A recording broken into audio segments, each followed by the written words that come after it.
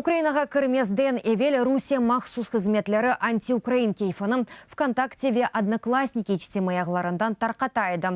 Бұны СБУ хабер хавсызлығы сасында контр-истихбарат имайысы департаменті реберанын муавені Юлия Лапутина білдіре. Оның сөзлеріне көре Бойли Ликнин Москва украинелерге қаршы хабер маневи амельятларының амельге кечереді. Шу жүмледен ВКонтактеве одноклассники ағларының Украин қоланыжылары арасында Русия группаларының açılması, idare etilmesi ve sahte katnavının belgelemesi gibi yollarını kullanaydı.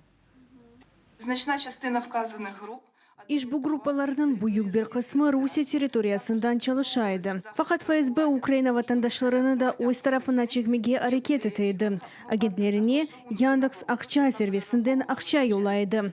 Agentleri ise Rusya içtimai ağlarında anti-Ukrayin gruppalarının katnavını artırmaya yardım etti ve Ukrayna'nın toprak bütünlüğü ve müstakilliğinin bozulmasını teşvikat etiydi.